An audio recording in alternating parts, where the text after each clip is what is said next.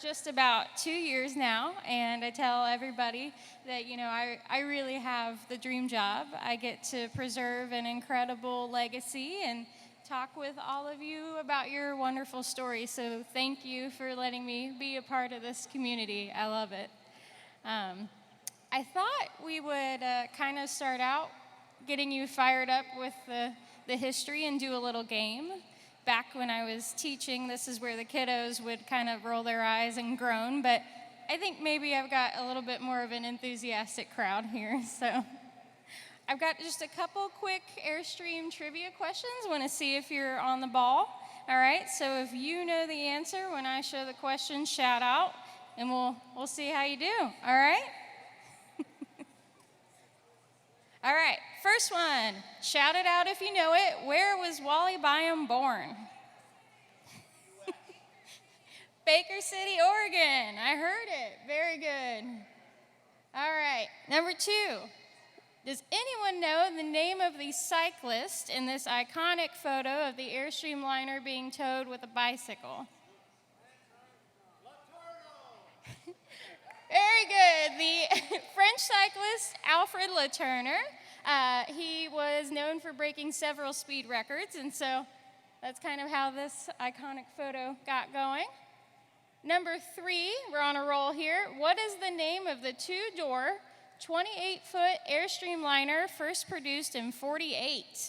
Can anyone tell me? No? Good guess, though. Ooh, he stumped some people on this one. Starts with a W. The Whirlwind. And keep that in mind because it will come up later in the Heritage Center talk. So, number 4. Can you name the modified 83 Airstream Excella used to transport astronauts from the Kennedy Space Center to the launch pad?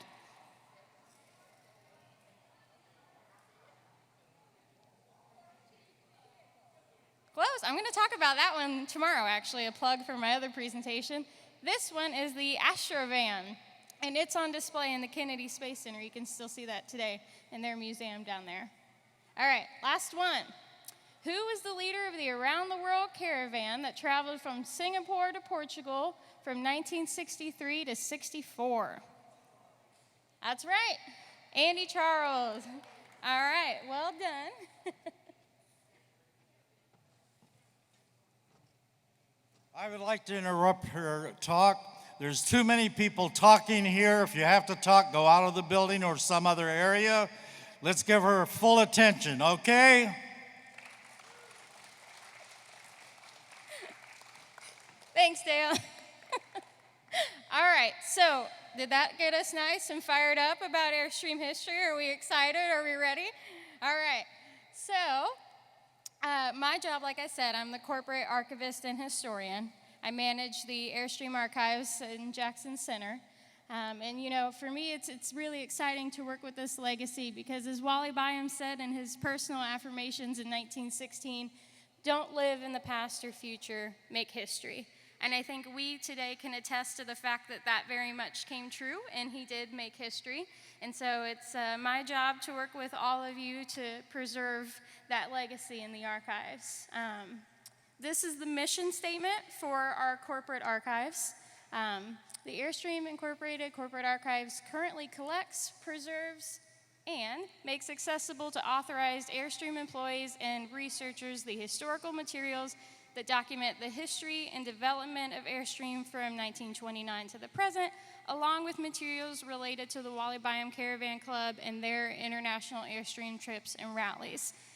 So prior to, kind of what we're working on now at the Heritage Center, it's been more of a closed, research-centered archives, both for internal and external researchers. But with the new plant expansion that Justin and Lenny were talking about in the last presentation, part of that building will be the development of the Airstream Heritage Center, and that is the exciting opportunity to put the archival material out on display for visitors to see and for future generations to learn and enjoy this history. So we're really excited about that.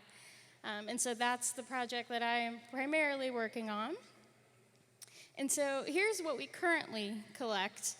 We have various kind of three-dimensional artifacts, whether that's related to the company or the club, berets, caravan maps and rosters, anything, rally trophies, you name it. If it's related to Airstream history, we will collect it. We also do, of course, photographs, slides, negatives, published books and materials about the company history or some of the books that different caravanners have written about their trips. Newspaper and magazine articles going all the way back to the first, popular mechanics ads for Airstreams, and National Geographic articles about the caravans. And then cassette tapes, VHS, kind of getting more into the modern CDs, DVDs, film reels of all the iconic caravans, and some really neat test track footage, the headquarters taking Airstreams and flying them over railroad tracks and around cones and fun things like that. And then an extensive collection of our engineering drawing dating back far, and those are really neat to kind of see, the hand-drawn process in the beginning, moving towards more of the digital systems now.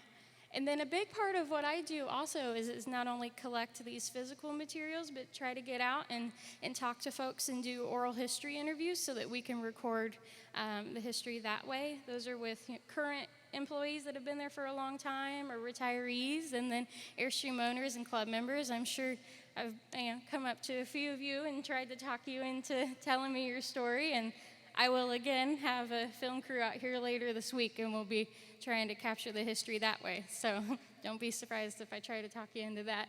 It's a really important way to get the history, firsthand and hearing those stories, and then those videos will ultimately be on display in the Heritage Center, and I think nothing really brings it to life quite like hearing it from somebody else, that's their real experience and they're excited to share it. So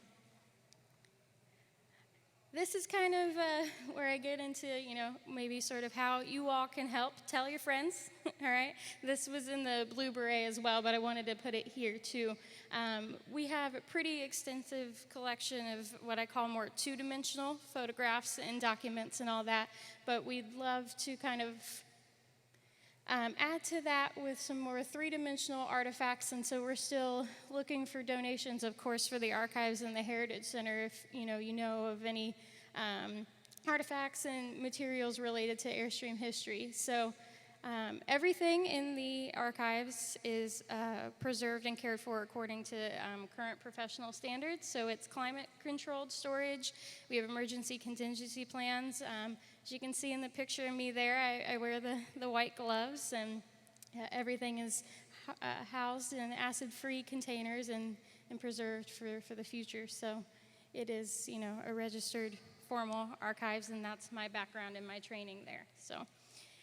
And that is my contact information. I'll be around too with cards if anyone has anything or anybody that they think that I should talk to. So these are some of the renderings that have been going around for a while now, but I thought they were, yeah. There are evacuation procedures for different situations. Heaven forbid there's a flood event or a fire event, where we are, a tornado event. We have different procedures and plans for that. That's a great question. Thank you. So this is the rendering for the new plant. Kind of jutting off there in the front to the side will be the specific Heritage Center space. We can look a little bit further into that.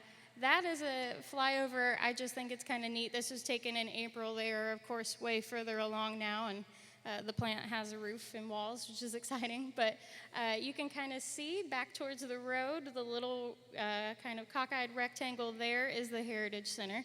The last I-beam for that was put in June. So we're looking at it will open next spring. Put it on your calendars. I want to see you all there for the grand opening. And this is kind of some more renderings of what it'll look like as you approach the space, glass lining the exterior walls there.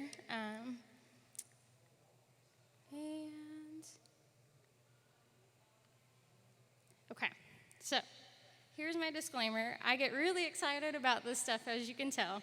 And so it was really hard for me as I was putting together sort of the sneak peek presentation to find a balance between what I want to share with you guys and also that I want you all to come there and have the surprise and the wow factor. So I had to deliberately leave some things out, which is tough for me. But that just means that you all have to be there next spring, right? I can count on everyone showing up? Great.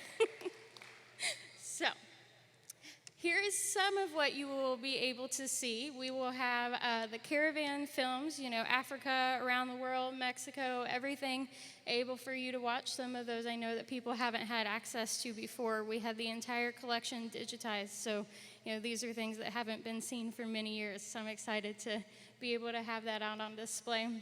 We will have slides and photos that have been digitized for the around the world caravans. All of the caravans we had, the Smith family, who McGregor Smith wrote the Thank You Marco Polo book about the around the world caravan. That family made a recent donation of their family slides for the around the world caravan. So those are really neat to see. And then we of course have the company slides from Andy Charles, who was the leader of the caravan at the time. So that's kind of a sneak peek there. We will have our more iconic historic photography on display. The bottom shot there is the R. Dean Miller photo, so you can expect to see some of those things. Of course, our vintage models and the marketing literature that goes with those. Some of the historic berets and rally flags and materials of that nature. And then I have to, of course, give a shout out to Dale, to Pee Wee here, if you could wave for everybody. So we are just over the moon excited and grateful for his donation, courtesy of the Helen Byam Schwamborn estate. His collection, there's just nothing like it on the planet that documents Airstream history in such an incredible way. So those materials have been donated and are going to go out on display, and we're really excited about that. You can see just a couple here that I wanted to touch on. We have the photo there of Helen at a dealer meeting in '58, talking about the benefits of the club, and hopefully you can see it's not too far away. She has a beautiful squash blossom necklace on, and so that was one of the items that Dale was kind enough to donate to us, and that will be able to go out and display and talk about all the things that she's done for the Airstream community. And then we have Wally's passport, several of Wally's passports, including the one from the African caravan, which kind of accordions out with all of these countries, which is really, really neat to see. A pith helmet there from the Africa caravan, either worn by Wally or Estella. And then the bottom image is one of the trailer plaques from that caravan as well. So that's just a sneak peek into the amazing things that he donated to us, so that you all can see them, enjoy them, and future generations can see them as well. So thank you again. And then we will, of course, have our vintage units themselves on display in the space. This is just a selection of those. We have, starting at the top left there, we have the 53 Flying Cloud, the first one to be built in Jackson Center, Ohio, which is really neat. We have the Wally Byam Holiday, lovingly restored by Dave Schumann, a name I'm sure many of you know. Yes. And so that's the unique Can-Ham model from 54-55. Then we have a 63 Bambi there. And of course, Old Granddad, the 37 double axle clipper. The gold trailer used by Wally and Stella on the African caravan. And I told you it would reappear again, of course, the two-door whirlwinds. So that's a unique one. And then some others, which you have to come there and see to check them out. So, all right. And then we will, of course, talk about Airstream's place in space as we move along and discuss the company history. And so a project we just finished up that I'm pretty excited about is the mobile quarantine facility, 4 of which were built to house the astronauts returning from the moon during the Apollo missions. You can see there the iconic photo with President Nixon and the Apollo 11 crew. Also a plug for my talk on the mobile quarantine facilities tomorrow at 9. So we decided it would be really fun to sort of, since we don't have a mobile quarantine facility in our collection, to build a sort of mock in shelf for one of those units as a photo opportunity, which I think everybody will love. So that is one of the completed models there that's on display at an event for the 50th anniversary now, actually, but will come back to us, and then you will be able to go and step in behind there and peer through the window just like the astronaut crew and get your photo taken. We're working on getting a cardboard cutout of President Nixon too, just to really, make you feel like you're having the true experience. So we're super excited about that. That's just kind of an indication, a nice example of the interactives, that you'll be able to experience in the space, and you can have your photos and be a part of it. So super pumped about that project. It's been a lot of fun to work on. All right. So disclaimer number 2, final disclaimer. I'm going to show you something that I don't think really anybody but this room has seen. These are some of the interior conceptual drawings. The very big disclaimer is that they are just conceptual. Theoretically, when you all are there next spring, it could look a lot like this, or it could look very little like this, but I think, it's exciting to see these. There's value in seeing these. It brings it to life, and it does at least give you an idea of what we're kind of thinking through as we're talking about the interior of the space. So are we ready? All right. So this is the first interior rendering here. The idea is that you would be coming in to learn about the caravans. We have the gold trailer and a couple of the other vintage units set up, almost sort of in the wagon wheel, a semi-wagon wheel shape there. And that would, of course, be a faux fire, because you can't tell an archivist that there will be any sort of fire. But, you could sit around the faux fire and hear these caravan films and stories and people's experiences, and see all of the photos and memorabilia, and that would kind of be the experience in that section there. So I think that gives you a really neat idea of what this space is going to be. It's an exciting step in our future to, commemorate this almost 90-year history in something physical that people from all around the world can come to Jackson Center, Ohio, and see and learn about and be a part of. So this is it. This is another sort of interior rendering. The idea here, that's old granddad, of course, behind, and that you would come in and start to learn about who Wally was and his childhood, and how those experiences, led him to do the things that he did and create the world that we're able to enjoy today. So. And then the last one here kind of gives you more of an overall sense of what the space would be. You would come in and see those models, and then you would sort of also be able to learn more about technically our kind of company history and the evolution. Some of our more unusual models, the Can-Ham Holiday, the Airstream, the innovations that, the company really undertook throughout the years. And so that is the sneak peek. Like I said, nobody but you select few here have seen those. So,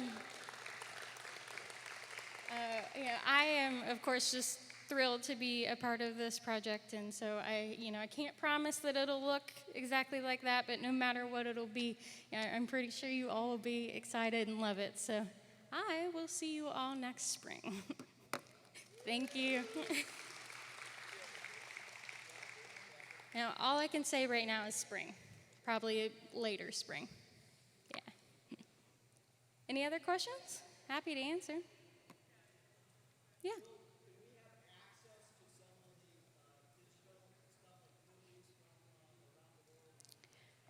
So the plan right now is to we're sort of sitting on those digital assets until this big unveiling. We really want the first time that those get out into the world in a large way to be this Heritage Center. And then I think we're going to dive back into that question and sort of see, where they can go from there. Because, they're incredible, and it's a pretty extensive collection. So, yeah. I am.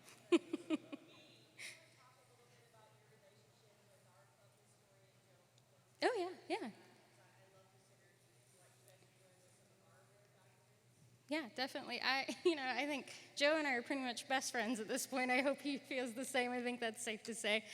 We have a great working relationship. Joe Peplinski, the WBCCI historian, and I, we feel that these paths are so intertwined that, we will do whatever we can to help each other out. And so, the club has been generous enough to donate some of their films and audio materials for us, the company, to have digitized for this space. The image I showed you of the Around the World Caravan map, that was actually donated by Joe so that it could be large format scans, and then the original can go out and display in the space because we didn't have one. So we really worked together to try to fill in the gaps between the two collections, which I think is really important because by the two of us working together, we try to have the whole picture. So thank you that's been a really nice relationship. Yeah.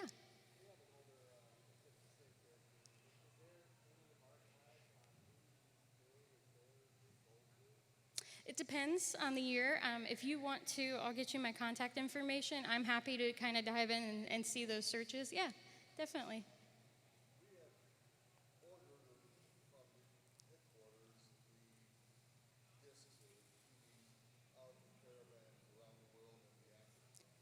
Yeah.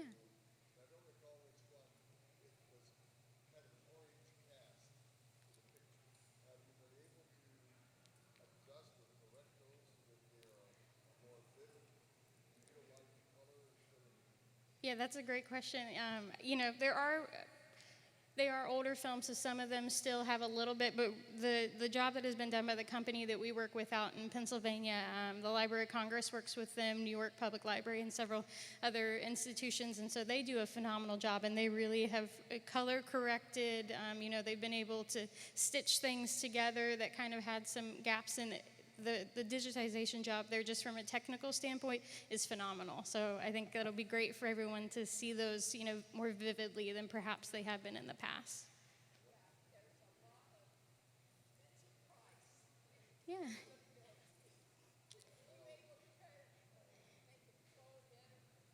Yeah, he was going to be one of my trivia questions, actually, if anybody could tell me who Vincent Price was. But yeah, those are some of the films that we really focused on.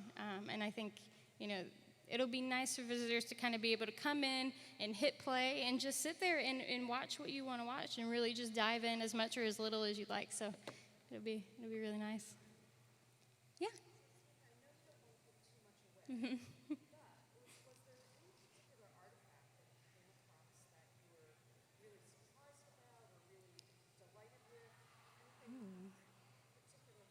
I probably can't pick just one, but I'll give you top three. Okay, and even that's hard. Um, I would say one of the things, that's really neat, I spend a lot of time trying to maybe get in the brains of these historical figures, through what I do. And so when you get those pieces that really feel like their presence is there, it's really touching. And so for me, I think one of the things in Dale's collection was the handwritten notes from Wally over the years, and just the sort of the self-evaluation and the introspection that he had, I think, is really admirable. And to sort of be able, with the gloves, of course, to hold that and flip through that was really special. Trying to think. I would say also a lot of Helen's correspondence with these, dignitaries is really incredible to see the global reach, that tradition, the history, in the 50s and 60s and so on of, Airstream having an effect on the entire world is really special. So those will be really nice to see. And then there's also a really beautiful copper pot that Dale had in Africa and Egypt. And I think, we talk about it a lot, but when you really sit and think about that caravan and what that group was able to pull off and do and enjoy, that these physical pieces from that represent that are really special. And so I think when visitors get to see those in the display cases, that feeling will be there for them too. Yeah. Yes, plug for Dale's talk at 3 o'clock is the Africa Caravan, so don't miss that one for sure. And that's in the mansion, second floor. There you go. Any other questions? Yeah, I can hear you. Yeah. Yeah, so Dale had donated a collection as well to the Baker City Museum in Oregon, which was the question there. And their curatorial team is fantastic. They are willing to work with us, and we're, establishing a reciprocal relationship and some artifact loans, and kind of a mutual plugs, since our group travels, it's perfect. We can say in Jackson Center, go to Baker City, and Baker City can say, hey, when you're done here, go to Jackson Center. So it's been really nice working with that team as well. I think you had one.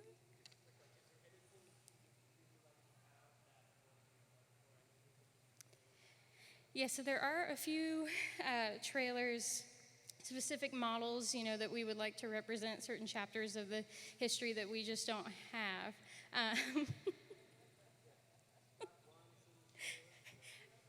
Yeah, we were talking with Scott. It's phenomenal. And that's the thing, too. I didn't mention this, but I would really like to. I think it's really important. Not only are obviously the vintage models going on display, but the stories of the former owners are being told alongside with them, because that's the history of those trailers, not just where they were built and how they were built, but their lives after and who they were with and where they traveled to. So we will be telling that with every model. But we are specifically looking for an Argosy minuet is one of the ones off the top of my head. And this might be impossible, and I am going to talk about it in my mobile quarantine facility presentation tomorrow, but the fourth mobile quarantine facility is rumored to maybe be out there, maybe have been destroyed. Now, the third mobile quarantine facility was rumored to have been destroyed, and then they found it in a field in a fish hatchery in Alabama. So every time you all pass a field, if you could look for, because the in-shell is incredible and that photo op is fantastic, but if we could, my dream goal is to find that last mobile quarantine facility. That would be something else. So, but yeah, any early models that you hear, unique models that are out there, please feel free to contact me. We want to be able to have some rotating exhibits as well. So, this is the chance to tell the entire story. Any other questions? We don't.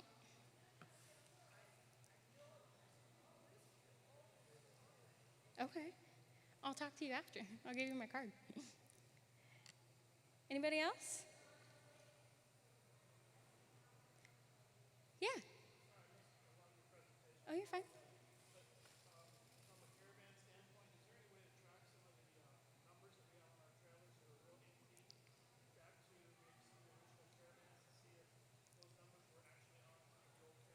Yeah, I think probably the best way for that research question and specifically would be Joe Peplinski, the club historian. He does a lot of tracking that way. I can put you in touch with him. And that's another thing with Joe and I, we kind of swap research questions back and forth, and we, help each other answer questions, so that's a lot of fun too. Yeah, of course. All right, well, it was a small crowd, but a very enthusiastic crowd, so I appreciate your time today, and I'll be around until Friday. Feel free to find me. I am always maybe a little bit overly enthusiastic to talk about Airstream history, so don't hesitate to find me. Thank you.